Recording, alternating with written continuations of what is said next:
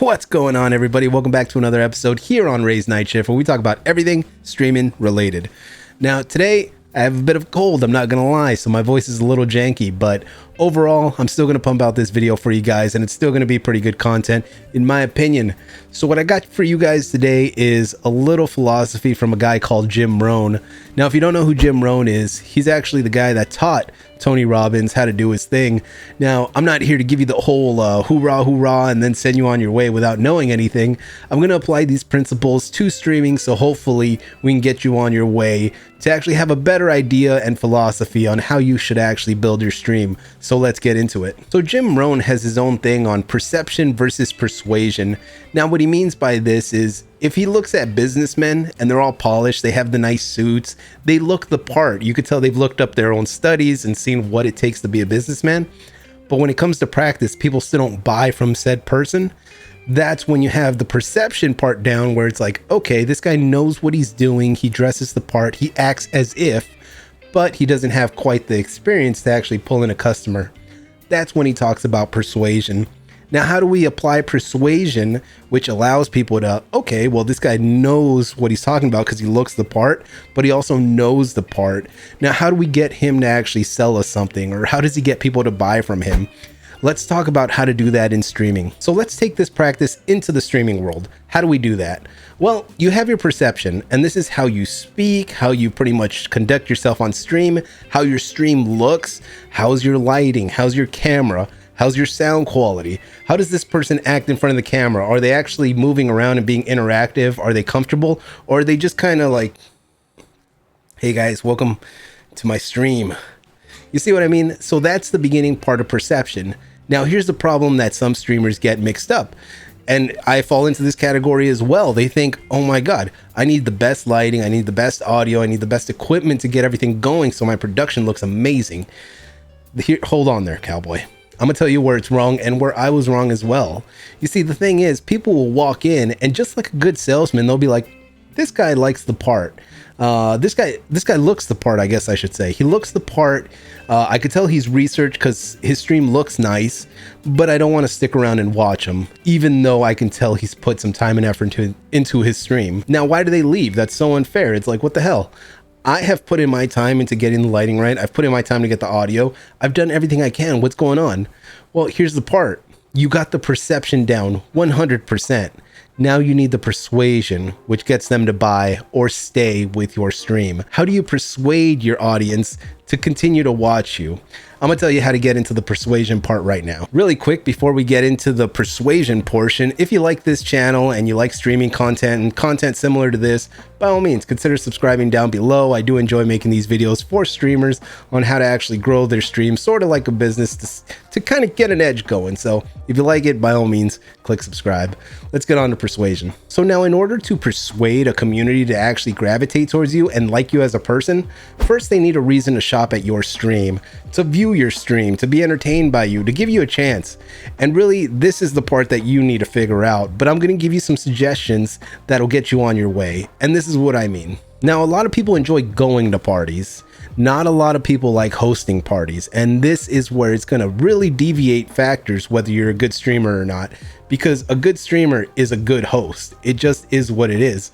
And the reason I say that is not that they're the most kind and they really watch out for everybody at the party. It's more so they create events for people to come to and mingle in.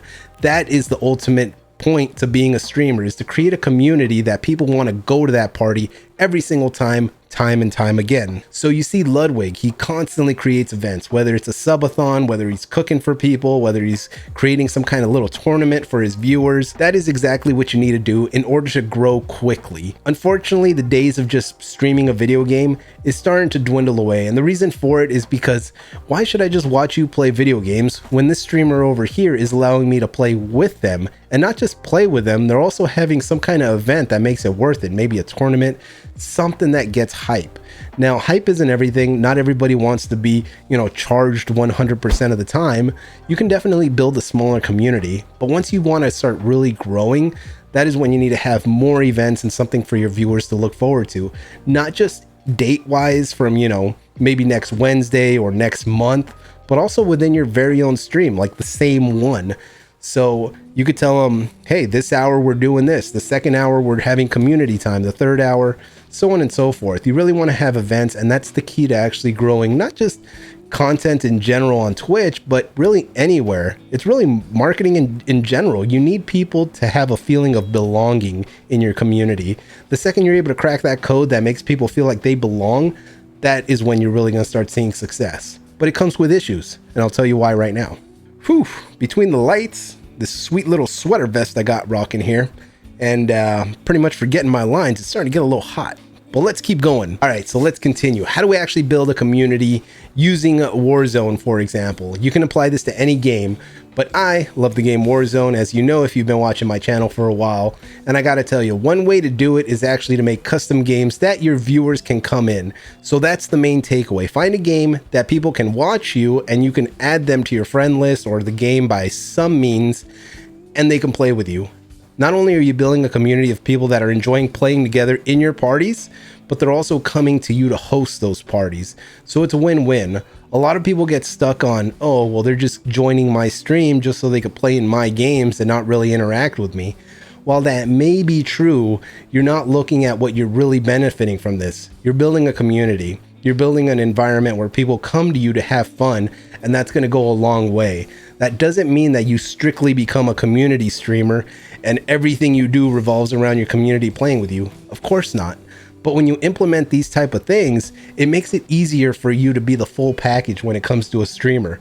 And again, that's just a small snippet from one of the people that I have learned a lot about, which is again Jim Rohn. May he rest in peace, but his ideals still live on in the business world. So what you think of him, neither here nor there. At the end of the day, his principles do apply to streamers. Perception versus persuasion. Can you look the part and provide an experience for your community that actually looks and sounds good? But can you also offer a persuasion part where you actually convince them that, hey, you should stick around in this community because I offer so much value to you that you can't say no to my stream. So at this point, I want you guys thinking when you look at your next favorite streamer, what is their perception? How do I look at this stream and what draws me to it? Is it the simplicity that they don't have overly expensive gear? Is it the idea that maybe their production is really good? Or maybe it's the persuasion aspect where it's like, hey, this person plays with their community, or maybe they don't and they're just really funny on stream. What is that thing that keeps viewers coming back? And then apply it to your own stream, because essentially none of this is for you to copy. It's more add your own flavor to it. If you're a funny person, add your comedic value to it. If you're an interesting person and know all these random facts, throw that in there, add some sizzle to your stream. I promise you, it's going to be way better if you do that. So that's really what this video is all about for this week, is for the great Jim Rohn, perception versus persuasion. So I hope I captivated it just right for you guys. I hope I brought you guys some value from outside resources that hopefully you guys do appreciate. So again, this is Ray's Night Shift. Check out another video that I have right here. One is suggested from YouTube that you watch. The other, I am suggesting myself that I think you'll enjoy it. So with that said, hope you guys have a good night shift, day shift, swing shift. And if you don't know what that is, it just means enjoy your day. Have a good one, take care, and I'll see you guys on the next video. Bye-bye.